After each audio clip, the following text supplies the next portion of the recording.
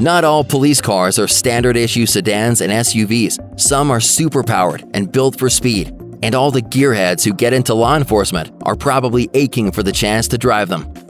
The cars in the fleet of the Dubai police force could make most billionaires jealous. The inclusion of the Ferrari, Porsche, Mercedes, and McLaren models is remarkable enough to fill this whole video. So we're just naming the most incredible of the fleet, a Bugatti Veyron. While it has since been surpassed by the Chiron, it was once considered the fastest car in the world, boasting a massive W16 engine with 4 turbos that spit out more than 1,000 horsepower. It is luxurious to an intense degree. With a top speed of more than 200 miles per hour, the police Veyron would have no trouble catching up with speeders in the opulent city in the United Arab Emirates, but it is not really used for such tasks. The Dubai police, according to CNN, use their Veyron mostly for publicity for tourists. Another purpose is to make the police appear more approachable, friendly, and helpful, and officers welcome tourist questions and pictures with the car. It raises the reputation of the city and hopefully attracts yet more visitors ready to spend the much-needed tourism dollars. By 1982, police had long been known for using cars powered by big V8 engines for chasing baddies. Police cars had a definite look. Many of them were big Chrysler or Chevy sedans. Fans of TV shows and movies about cops were more than familiar. However, the California Highway Patrol started using a different V8-powered car for issuing citations, the Ford Mustang. Ford offered the Mustang with a special service package, or SSP, starting in 1982, and sold more than 15,000 to police departments by the end of the program in 1993. Motor Trend notes, since the Highway Patrol's mission was primarily to cite drivers for infractions rather than taking criminals into custody, a smaller car with 2 doors was an acceptable patrol car, especially when it could catch speeders faster, as former patrolman Rich Sapakowski told Jay Leno. Even the old-timers, they fought to have Mustangs because that's the only way you could catch anybody. Right. These Mustangs spent years controlling highway traffic, but a few of them were called up for a more interesting duty. The Mustangs caught the attention of a U.S. Air Force officer who worked with the U-2 spy plane program. The plane's pilots needed assistance from other eyes on the ground to maneuver properly for safe takeoff and landing. Air Force pilots had long used powerful American cars with V8 engines to do this, and the Mustangs looked perfectly poised for the task. So the Air Force ordered 19 SSP Mustangs between 1986 and 1991 to do spotter duty for the U-2, and a few lucky servicemen got to buy them when the cars were retired. Not to be outdone by rival Ford, Chevrolet upped its police car game with the 1991 Camaro B4C police package. Equipped with the legendary tuned port injection small block Chevy V8, state troopers used the B4C until 2002, when the Camaro line was retired, at least for a while. The special police Camaros featured many upgrades, including sway bars, more powerful brakes, a high-output alternator for the additional lights and radios, and separate coolers for the engine, transmission, and power steering. According to 0260, the final upgrade was a speedometer that topped out at 145 miles per hour. Hemmings got a look at one purchased in Florida in 2021, noting the various upgrades. The service package was essentially the same as what was commercially available as a Z28, but there were some extra upgrades, such as the shotgun rack and a remote control for a radar detector.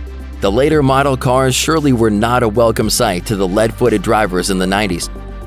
Okay, this one only kind of counts. It's not a police car that saw action in real life, but it is one of the most iconic movie car chases of all time. In fact, the wild chase scene in 1980's The Blues Brothers held the record for most cars destroyed in a movie for 20 years, according to Car Throttle. The Dodge Monaco police car, aka the Blues Brothers Bluesmobile, is a ratty old sedan, rigged with a giant loudspeaker on the roof at one point, that is wrecked, beaten, and literally destroyed throughout the film. The chase scene through Chicago toward the end of the film involves 60 Illinois State Police cars, 17 ambulances, 42 Chicago police cars, 4 Sherman tanks, and hundreds of officers. Throughout the film, 13 Monacos were used to stand in for the Bluesmobile and gave way to one of the most memorable lines of the movie. Sitting in the car assessing his and his brother Jake's readiness to start the journey, Elwood Blues proclaims of the car, "It's got a cop motor, a 440 cubic inch plant. It's got cop tires, cop suspension, cop shocks. It's a model made before catalytic converters, so it'll run good on regular gas. What do you say? Is it the new Bluesmobile or what?" Fix a cigarette lighter. They say everything is bigger in Texas. Apparently, that includes police horsepower ratings. In October 2022, the Texas Highway Patrol acquired a 1,080 horsepower 2020 Dodge Challenger Hellcat to add to its fleet. The acquisition and use of the car is meant to be a warning to street racers because it will outrun almost all other cars on Texas highways. It reportedly once belonged to a highly dangerous street racer and was awarded to the department after his capture. According to The Drive, Texas Highway Patrol spotted the Challenger and another car speeding down Interstate 10 West, trying to catch up and pull the vehicles over. When speeds reached 160 miles per hour, officers chose to end their pursuit, and instead they tracked the vehicles from the air. The driver was apprehended when the car ran out of gas, and he tried to run away on foot. The result of his reckless behavior was having the car awarded to the Texas Department of Public Safety, among other punitive measures. Now the car can serve highway duty while its story serves as a cautionary tale. Unlike the German Autobahn, Italy's counterpart, the Autostrada, does have speed limits. Italians have a reputation for being wild drivers and ignoring speed limits, but the laws are strictly enforced. While most Italian police have to make do with a variety of small Fiats and Alfas, the Italian state police force has at least 2 Lamborghinis. Lamborghini donated a 2004 Gallardo LP 564 to the state police. The company was looking to maintain a congenial relationship with law enforcement. The Gallardo was so well received that Lamborghini replaced it with another car in 2009, this time a Huracan. 30 lucky officers get to drive the supercar, and all of them receive special instruction from Lamborghini before being certified to drive it on patrol. Every time a new model is released, Lamborghini substitutes the car for a new one.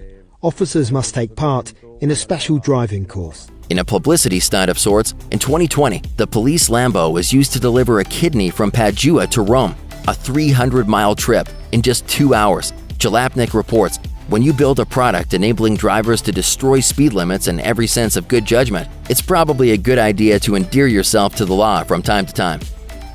Due to an odd quirk in history and law, Italy has 2 official police forces. One is the state police, or Polizia, and the other is a branch of the military, the Carabinieri. While they both have law enforcement duties, their missions and internal structures differ somewhat. The Carabinieri, according to the BBC, predates the Republic of Italy, with a history spanning 2 centuries. The primary differences, in a nutshell, are that the Polizia keeps civil orders among citizens, while the Carabinieri act to protect national security. It's sort of like the difference between local police and the FBI in the US. In 2021, Alfa Romeo worked in partnership with the Carabinieri to provide 1,770 units for officers to use in the field, according to Al Volante. They're called Radiomobile 2.0 and are fitted with turbocharged gas engines with 200 horsepower and 8-speed transmissions. They are also armored with shatterproof windows, a complement of emergency lights and weapon mounts. While they are not quite as fast as a Huracan, having nearly 2,000 more units at their disposal will make them ultimately more useful. The Isle of Man, a British Crown dependency in the Irish Sea, covers a mere 227 square miles and is home to less than 90,000 people. It has less than 1,000 miles of paved road, yet it's host to one of the longest-running motorcycle races in the world, the Isle of Man TT. When that race is going on, residents of the small island know to drive the speed limit, or they may find themselves pulled over by a BAC Mono. Briggs Automotive Company is a Liverpool-based manufacturer specializing in small road cars designed for the track. Hand-built and extremely lightweight, the Mono's 2.5-liter 4-cylinder engine produces over 300 horsepower. It can get to 60 miles per hour in just 2.8 seconds with a top speed of 170. Car Throttle explains that BAC donated one to the Isle of Man police as one of those goodwill gestures. The car is used for regular patrols and as a promotional tool to encourage safe driving. Steve Saleen transformed his passion for racing into a lucrative business. CJ Pony Parts notes that starting in the 80s, Saleen built a business modifying brand new Mustangs with performance modifications to the engine and body, marketing them as Saleen Mustangs. Saleen Mustangs are popular performance variants similar to Roush and Shelby cars. More recently, Saleen has been modifying cars from other makes, including a boutique supercar called the S1. But every once in a while you get in the car and you realize, whoa, that's why we're actually doing this. This is how much fun it is to actually drive the cars. Steve grew up in Southern California, which is also the home to his business enterprise. Like other modders before him, he donated one of his highly modified Mustangs to the Riverside, California Police Department in 2017. According to the company's official website, This car is modified with a twin-screw supercharger and tuned by Saleen to produce 730 horsepower. It is also equipped with the all-standard police equipment, such as a full regiment of emergency lighting. While the car is fully equipped for crime-fighting duty, its main purpose is to support and raise awareness and funding for the Police Officers Assistance Fund, which helps families of officers killed in the line of duty. Regardless of how it will be used, only officers trained on using the car will be able to drive it, and Saleen is offering specialized driving instruction. Chevrolet introduced its Biscayne model in 1958, and it was discontinued in 1972. It was sold as a full-size car that was meant to be more affordable than the Bel Air, so most Biscaynes had few, if any, options added.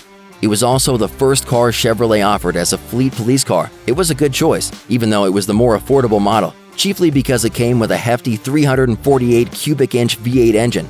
Jalopnik notes that it could get to an impressive 135 miles per hour. While no police officers today will be doing any patrols in it, the Santa Cruz Police Department has one perfectly restored 1961 Biscayne in period-correct blue paint, complete with lights, radio, and department badges displayed on the doors.